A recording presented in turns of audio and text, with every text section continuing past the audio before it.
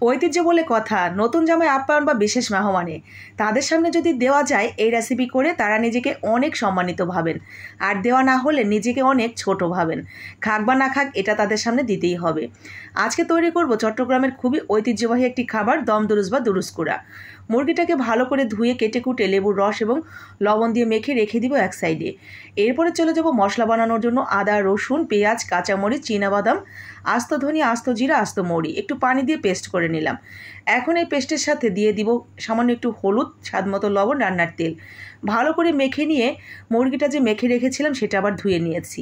এরপরে এই মশলাটা মেখে আমরা রেখে দিব প্রায় 20 থেকে 25 মিনিটের জন্য। গরম পানিতে দিয়ে দিব গরম মশলা, তেজপাতা।